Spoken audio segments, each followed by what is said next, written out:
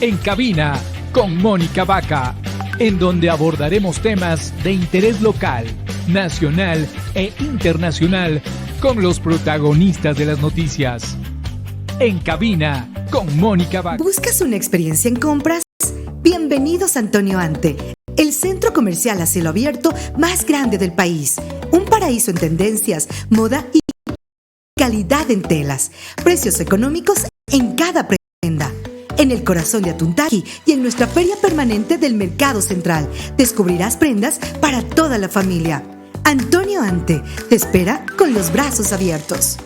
¿Buscas una experiencia en compras?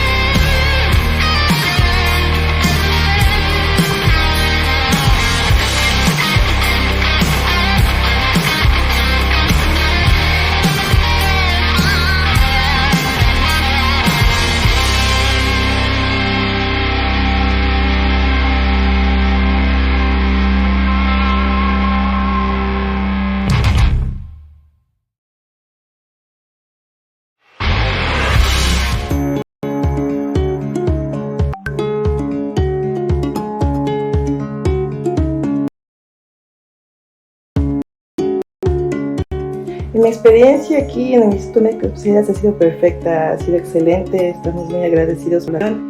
Hace 5 años tuve aquí a mi primer hijo y hoy volvemos nuevamente por el segundo. Realmente nos han dado la garantía para poder volver confiados, seguros de los procedimientos, de la atención del personal médico, de enfermería, de todo el equipo que forma parte de la clínica.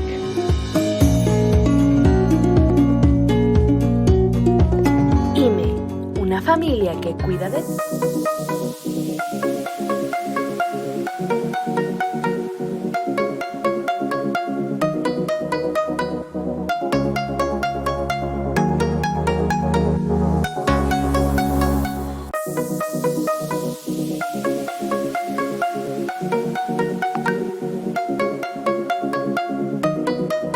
¿Y el alcalde ha cumplido con su ofrecimiento de campaña? ¿Cómo?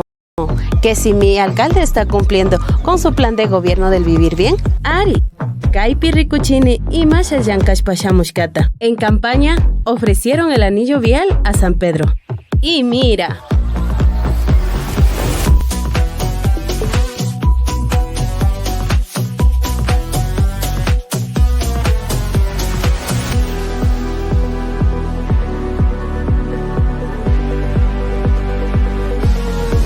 Ahora te pregunto a ti, ¿están cumpliendo con lo ofrecido en campaña? Sí, lo están cumpliendo. Cotacachi se pone bien. ¿Y el alcalde ha cumplido con su ofrecimiento de campaña? ¿Cómo? Son exactamente las 16 horas con 14 minutos. Estamos en vivo en este primer bloque de entrevistas en cabina con Mónica Vaca. Hoy estaremos dialogando con el economista Carlos de la Torre, quien es exministro de Finanzas esta tarde. Antes, hablarles de Antonio Antes, tu destino ideal para compras y gastronomía. Este cantón lo tiene todo, moda y una excelente oferta gastronómica. Te invitamos a recorrer sus 6 parroquias y disfrutar de lo mejor que tiene Antonio Antes de moda todo el año. Son exactamente las 16 horas con 14 minutos. Saludo con el economista Carlos de la Torre, a quien le doy la bienvenida a este espacio. Siempre es un gusto dialogar con usted, economista de la Torre. Usted fue ministro de Finanzas y una de las preguntas con las que quiero iniciar, economista de la Torre, es precisamente sobre este decrecimiento de la economía en nuestro país, de acuerdo al mismo Fondo Monetario Internacional. ¿A qué se debe? ¿Cuál es la situación actual del país en temas económicos? Economista de la Torre, buenas tardes. Buenas tardes, Mónica. Muchísimas gracias por la entrevista. Bueno, la explicación es clara desde la perspectiva de las acciones que ha realizado este gobierno en materia económica. A ver, el concepto es sencillo. El consumo, mientras las personas consumimos más, eso evidentemente motiva a la producción y se produce más.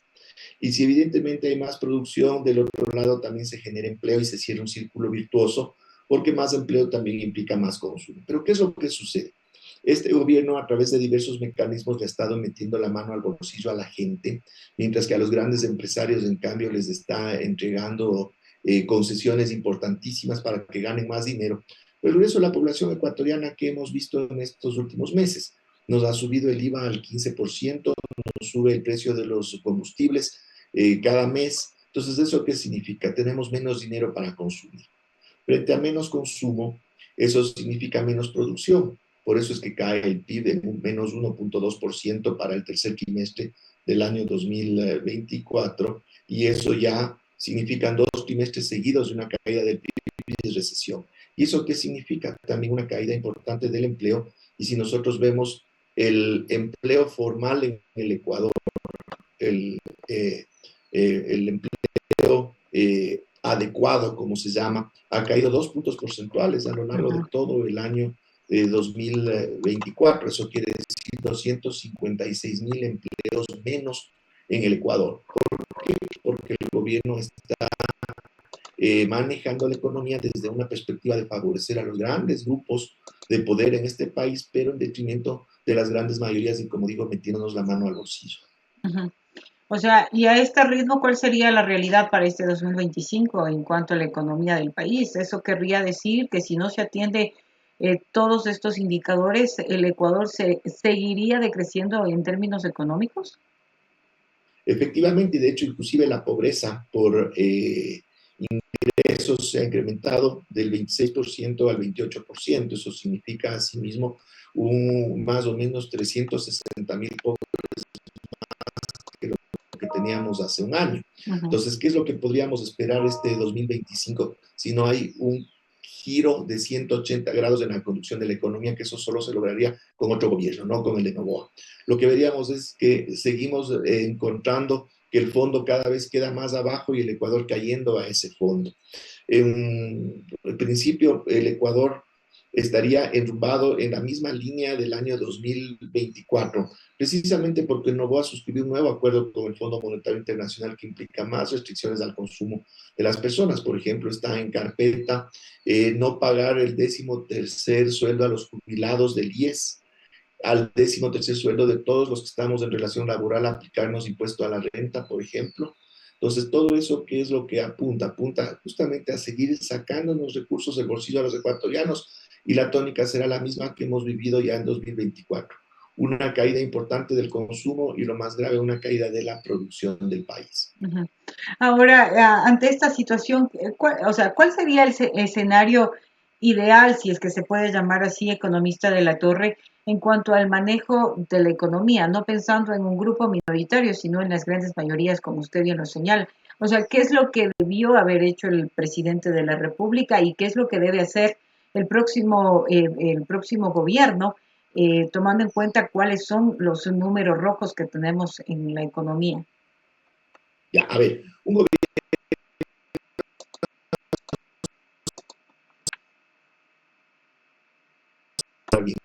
200 millones de dólares que grandes contribuyentes no le han pagado al SRI. Es decir, están ahora en mora con el SRI grandes contribuyentes que no les da la gana de pagar 2.400 millones, y entre esos tenemos 96 millones de la empresa de Noboa, ¿ya?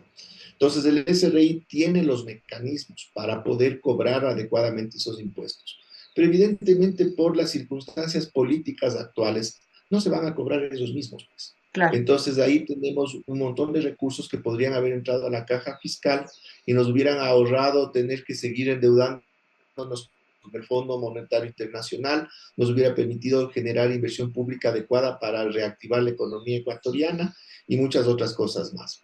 Pero además de esta situación, ¿qué es lo que tenemos nosotros? Tenemos otro rubro que se llama el gasto tributario.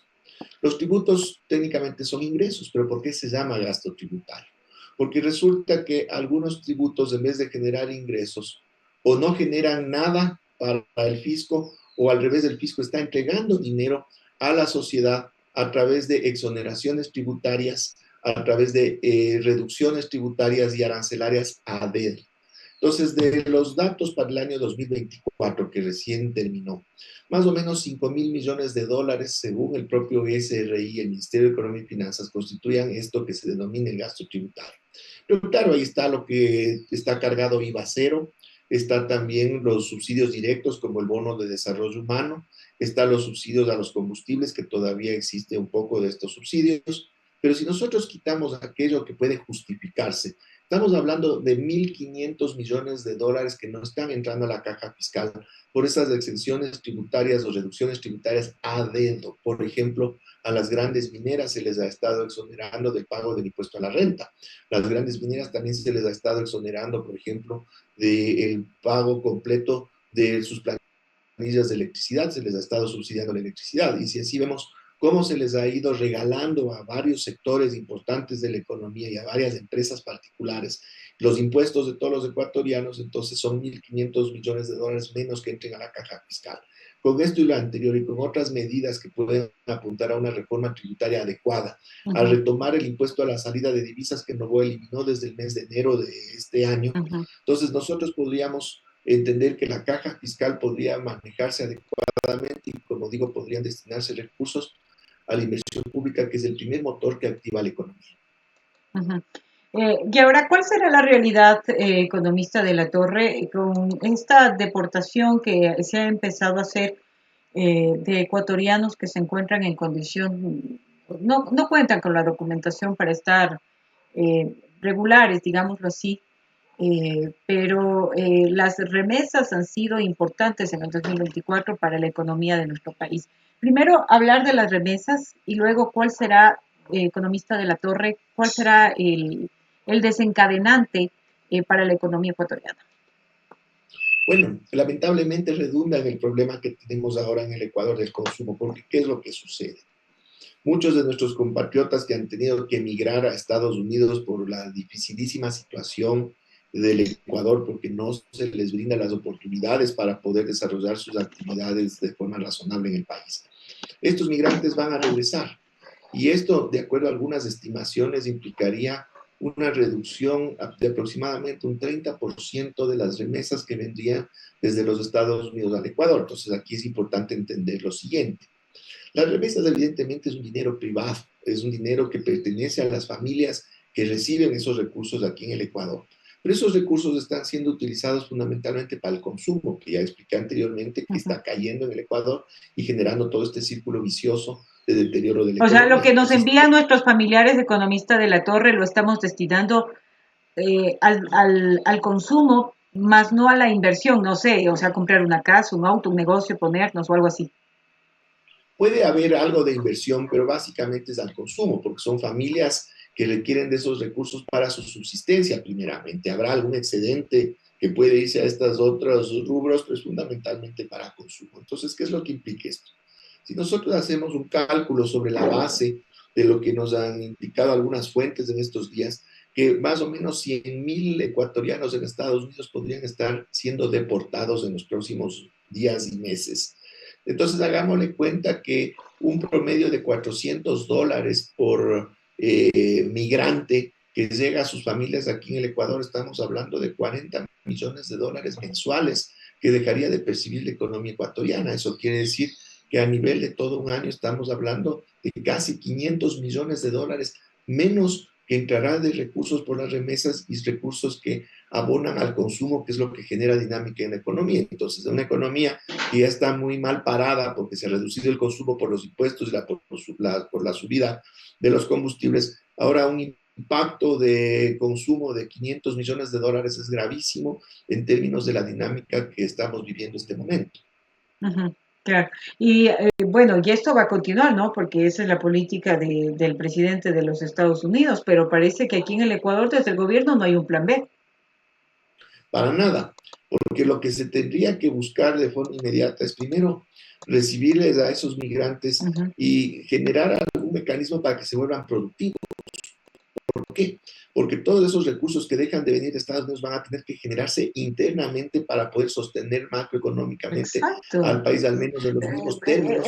Exacto, economista, pero nunca van a ser igual a esos recursos que percibían en los Estados Unidos.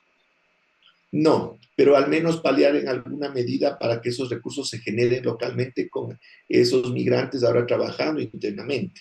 Pero para eso hay que tomar medidas al respecto, es decir, generar mecanismos, por ejemplo, de crédito barato desde la banca pública para poder apoyar, por ejemplo, emprendimientos de estas personas, darles ciertas ventajas justamente en estos créditos, inclusive poder facilitarles algún subsidio directo hasta que arranquen con algún negocio o alguna actividad económica aquí en el país, pero evidentemente eso está fuera del radar de las autoridades en este momento. Ujú. Economista, ¿cómo mira el manejo de la economía en nuestro país? Porque incluso esta semana salían a protestar quienes son parte de la economía popular y solidaria, tienen talleres textiles, hacen mantenimiento y limpieza en los edificios públicos y eran como 8 meses de atraso. Me parece que no, el Ministerio de Finanzas no les está cancelando. Son 40 millones de dólares. Las dializadoras tampoco están al día, el IES tampoco está al día y así sucesivamente una serie de instituciones que no tienen los recursos al día desde el gobierno nacional, el Ministerio de Finanzas. O Bueno, sea, ¿qué es lo que efectivamente, se está haciendo con la plata más claro? ya.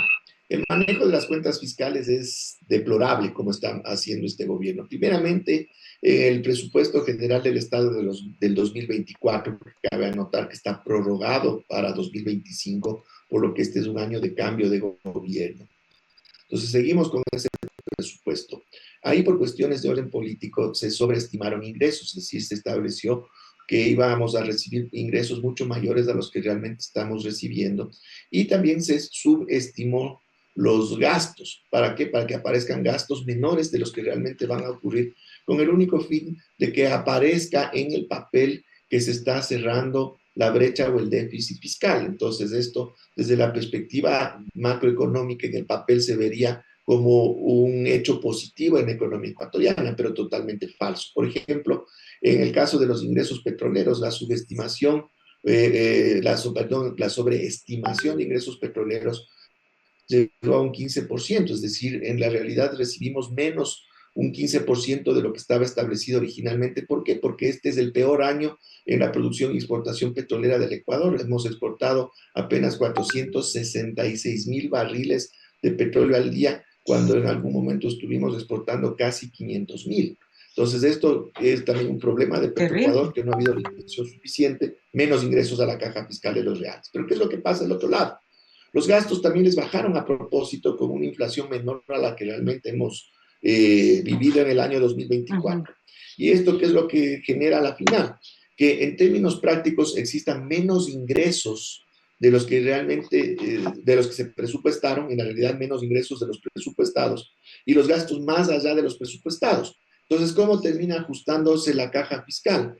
Simplemente con la no ejecución o con el no pago, en este caso el no pago a proveedores, el no pago a los GATS, y simplemente la subejecución, principalmente en salud y educación, que son los rubros más pesados de todo el presupuesto. Entonces, en definitiva, ¿qué es lo que estamos viendo en este momento? Una menor participación del Estado en los rubros importantes que son derechos adquiridos por las personas, salud y educación. En el caso de los proveedores del Estado, simplemente deudas que vienen ya a superar los 8 meses, y los GATS igual, que apenas están recibiendo una parte mínima de lo que les debe el Estado. En conclusión, todo esto se traduce nuevamente para generar una dinámica de reactivación de consumo y reactivación productiva.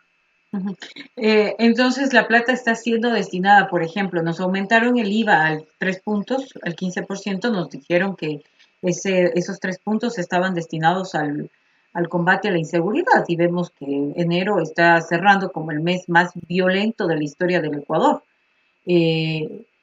No se está destinando a eso, la reducción en los presupuestos de educación, de salud. Se está destinando el pago de la deuda, se está destinando el pago de los acreedores, me parece que los llaman, quienes son los tenedores de bonos. Efectivamente, a ver, en el orden de prioridades de este gobierno está primerito el pago de deuda externa, y de hecho el acuerdo con el Fondo Monetario Internacional implica aquello, es decir, el propio Fondo Monetario Internacional le presta dinero al país. ¿Para qué? Para que le pague la deuda a ellos mismos, por ejemplo. y que pague la deuda a otros. Entonces, los pocos recursos adicionales de los que dispone el país, en este caso, por financiamiento, son para pagar la misma deuda. Y después, con lo poco que queda, frente a este mal manejo presupuestario que indiqué que sobreestimaron ingresos y subestimaron gastos. Entonces, esa brecha termina cubriéndose con este incremento del IVA y básicamente es para lograr pagar con las justas la nómina del sector público y de ahí no alcanza para absolutamente nada más. Ujú. Claro, y se está destinando a esto. Ahora, hablan algunos de los candidatos a la presidencia de la República de moratorias y mucha gente dice que se debe, bueno, no mucha gente, alguna gente dice que no se debe, que se debe honrar las deudas. ¿Se puede pedir una moratoria si es que viniese un gobierno que tenga esta prioridad? Me refiero a la atención a los habitantes, a los ciudadanos, para darle un poco de oxígeno también al país. ¿Se puede pedir una moratoria o eso no debería ser parte de los ofrecimientos de campaña? Ya, muy difícil. Realmente pedir una moratoria muy difícil, no nos la darían y que el país unilateralmente entre en una moratoria nos convertiría literalmente en parias en la comunidad internacional. Pero sí hay mecanismos que se pueden aplicar en la realidad, que sería básicamente una reestructuración de los pasivos que tiene el Ecuador y básicamente esa reestructuración tendría que hacerse con la deuda que mantiene con los multilaterales, es decir, con el Fondo Monetario Internacional, el Banco Mundial, Banco Interamericano de Desarrollo y algunos otros bancos que operan bajo la misma lógica del Fondo Monetario Internacional, por una simple razón. Si nosotros analizamos la deuda externa del Ecuador en este momento, aproximadamente el 53% de la deuda externa es con estos multilaterales. De hecho, para que se tenga en cuenta, le debíamos cero. Ahora solo al Fondo Monetario Internacional le debemos casi 9.000 millones de dólares. ¿Ya? Entonces, ¿qué es lo que significa? Que el Ecuador en estos últimos años se ha endeudado de forma importante con los multilaterales y no es la deuda más barata. Resulta que la deuda con los chinos es más barata ya en términos prácticos y reales frente a esta deuda. Pero ¿qué es lo que resulta? 53% la deuda con los multilaterales, pero el servicio de la deuda, es decir, lo que tenemos que pagar trimestre a trimestre, porque es una deuda que se paga trimestralmente, el peso que nosotros tenemos que pagar dentro de toda la deuda externa, de los pagos que se tienen que hacer periódicos de la deuda externa, ese peso es de 65%. ¿Qué quiere decir? Que en términos relativos, la deuda con el Fondo Monetario Internacional, el Banco Mundial y estos otros organismos es una deuda mucho más cara que la deuda que tenemos en otros espacios como con bonos soberanos o como la deuda con gobiernos directamente. Entonces, ¿qué es lo que nos toca hacer en este caso? Desde el 2026 vamos a estar nuevamente ahorcados por la mala renegociación de la deuda que hizo Richard Martínez en el gobierno de Moreno, que nos alivió un poco hasta el 2026, pero desde el 2026 vamos a tener que pagar hasta el 2040 una brutalidad por los bonos soberanos y más de este costo importante que genera el pago de la deuda al Fondo Monetario y sus aliados. Entonces nosotros tenemos que buscar con ellos mismos justamente una reprogramación en términos de plazo, es decir, vamos a cumplir con el pago de la deuda, lo que les debemos les vamos a pagar, pero vamos a requerir un plazo bastante más largo para que las cuotas trimestrales, mensuales, lo que sea, sean más bajas y la economía pueda primero cumplir con esos pagos y luego tener recursos para poder salir adelante. Pero tendríamos que acudir a más deuda para recuperar en algo la economía del país, o son suficientes nuestros ingresos por la venta del petróleo, la recaudación, o sea, se debe, o sea, en un próximo gobierno. A ver, en general, todos los países del mundo necesitan de la deuda, necesitan. Ahora, el problema es si es sostenible o no es sostenible.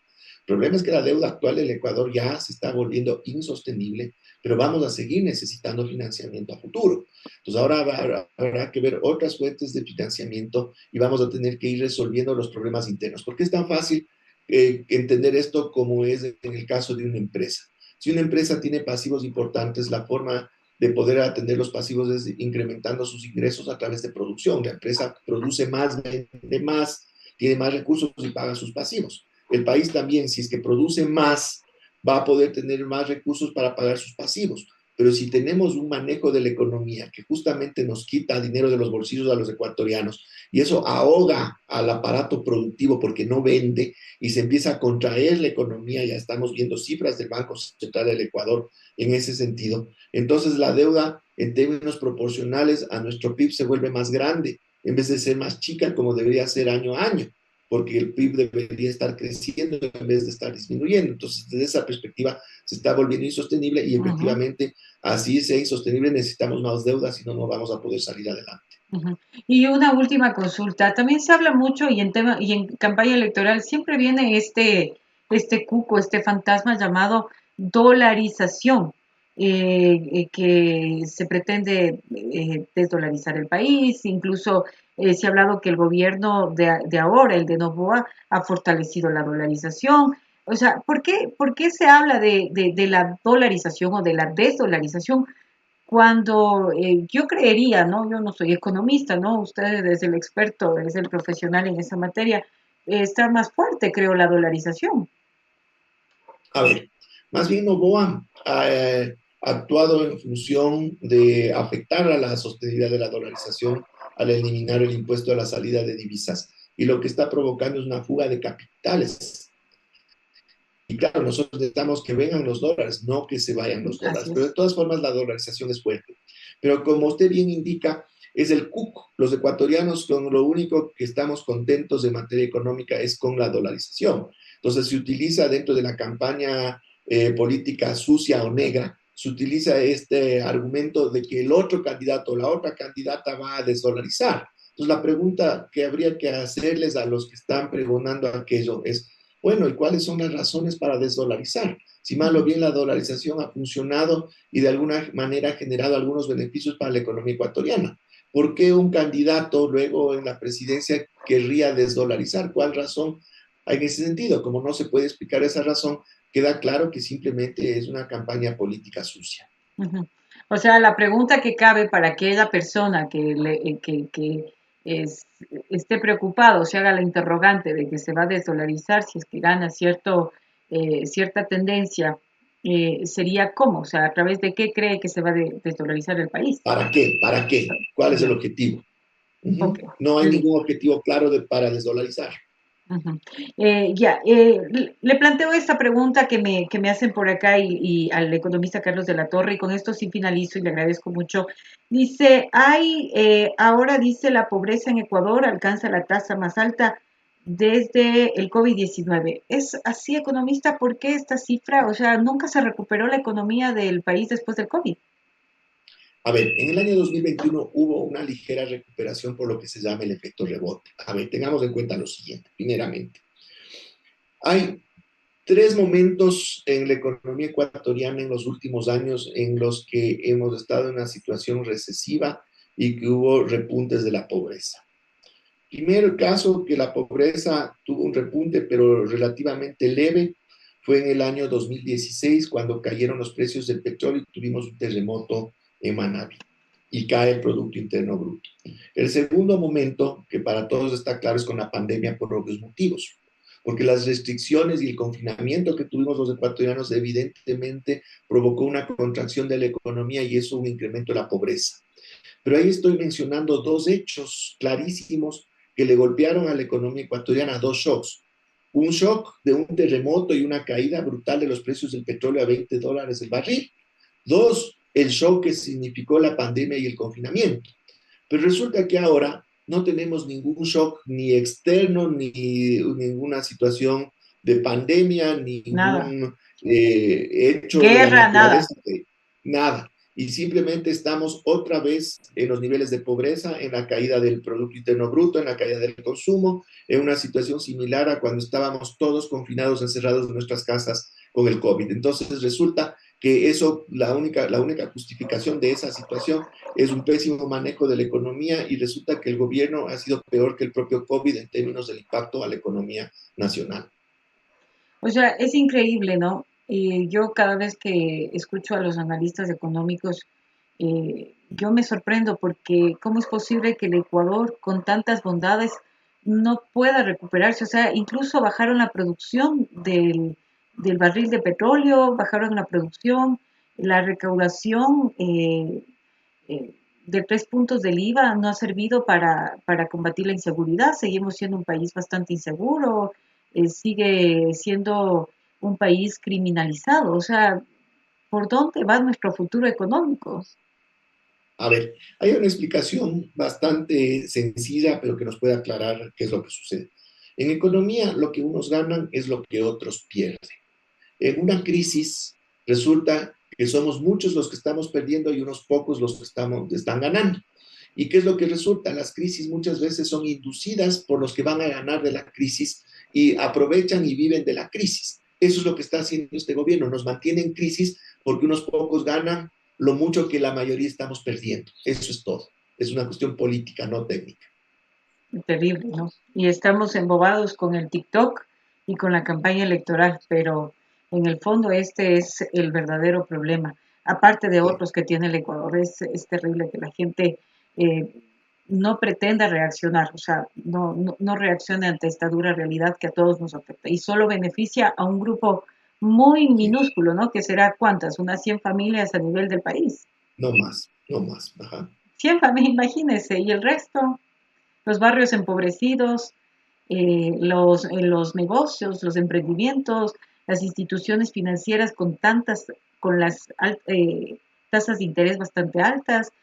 Se dice que en las instituciones financieras se está lavando el dinero, o sea, y además que hay una economía paralela, economista. Sí, efectivamente. Y ya en términos numéricos, ¿qué ha significado todo este manejo que a unos hace que ganen un montón y el resto perdamos? Según cifras del propio INEC, ahora son 256,000 pobres más que el año pasado y son 380,000 nuevos desempleados, bien al revés, 256,000 nuevos desempleados y 380,000 nuevos pobres de lo que teníamos hace un año.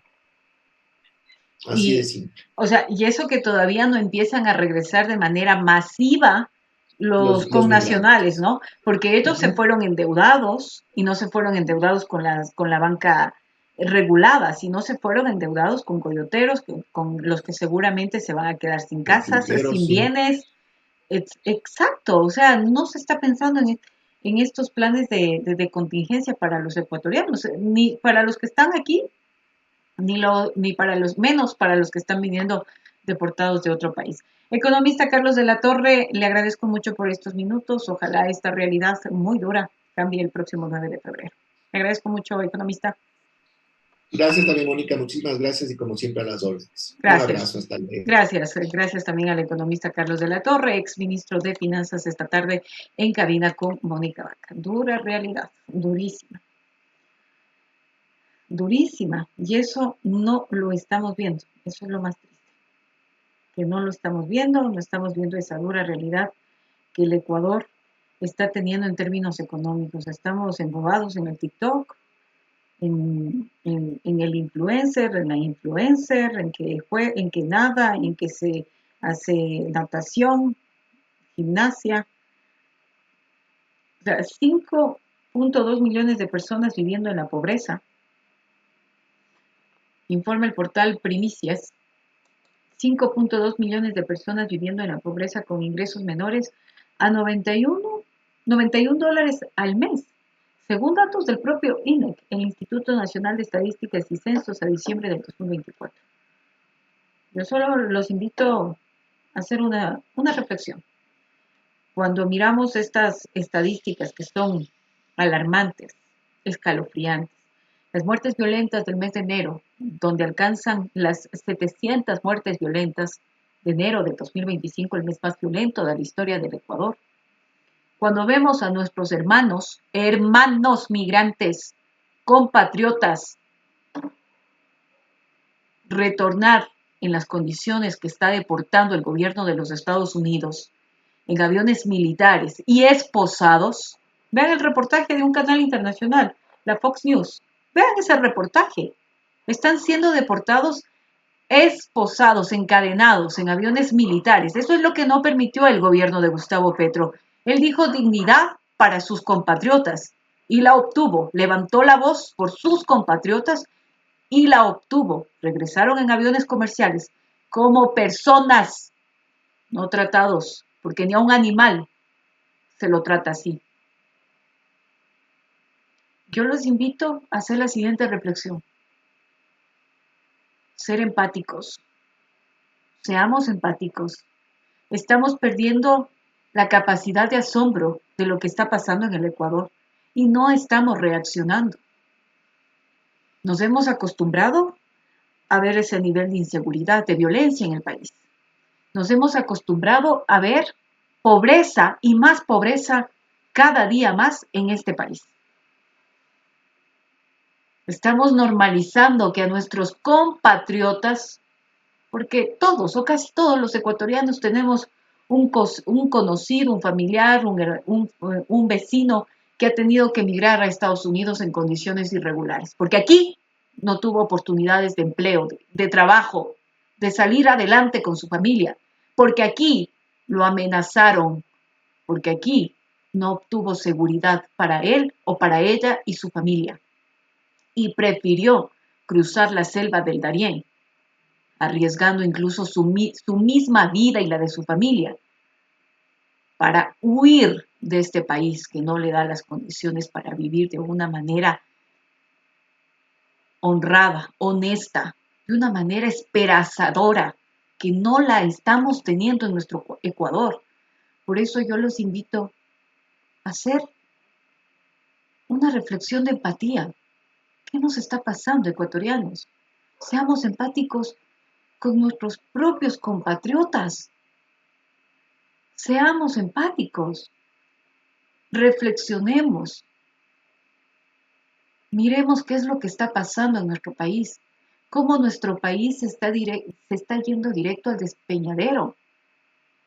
Instituciones públicas que no funcionan, como el registro civil, donde no hay turnos ni siquiera para sacar una cédula desde hace más de 3 semanas, donde los tramitadores cobran hasta $200 por sacar un pasaporte en el mismo registro civil, aquel registro civil en el que hace años se sacaba una cédula en menos de un mediodía, porque usted debió haber sacado la cédula en menos de un mediodía, sin tener que pagar tramitadores.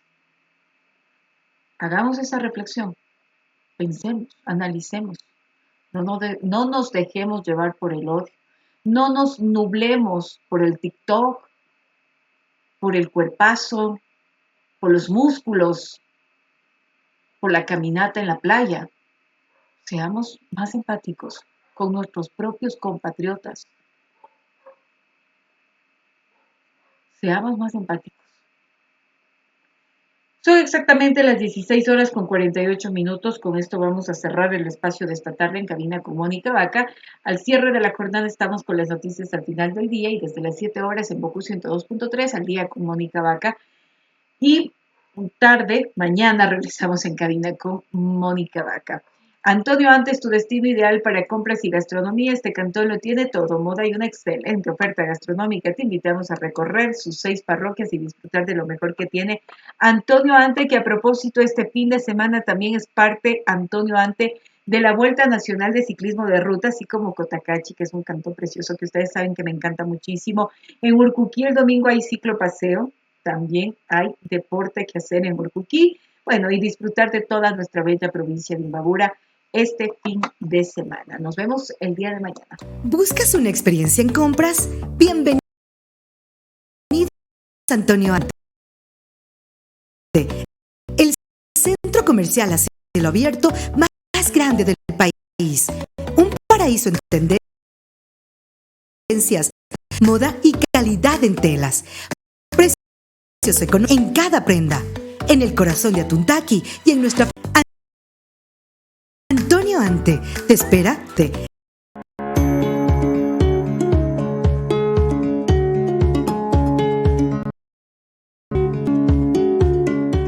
Mi experiencia aquí en el Instituto Médico de Especialidades ha sido perfecta, ha sido excelente. Estamos muy agradecidos por la atención.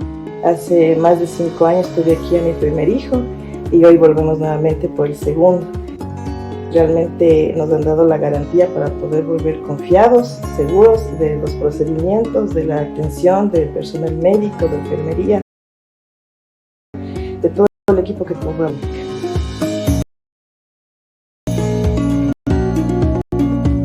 IME, una fábrica familia que cuida de ti. ¿El alcalde ha cumplido con su ofrecimiento de campaña? ¿Cómo?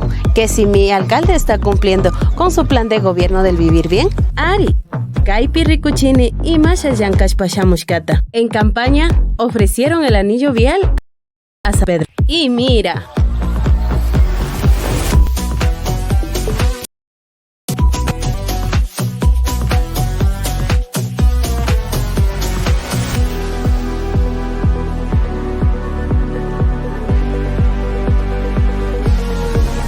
Ahora te pregunto a ti, ¿están cumpliendo con lo ofrecido en campaña? Sí, lo están cumpliendo. Cotacachi se pone. La Escuela de Capacitación del Sindicato de Choferes Profesionales de Imbabura informa que las inscripciones y matrículas están abiertas para las licencias profesionales tipo C, D o E en horario de tu elección, diurna, nocturna o fin de semana, clases teóricas virtuales, prácticas de conducción presenciales y facilidades de pago. Ubícanos en Ibarra, Flores 1018 y Chica Narváez. Teléfono 2958-919. Edwin Vázquez, secretario general. La Escuela de Capacitación del Sindicato.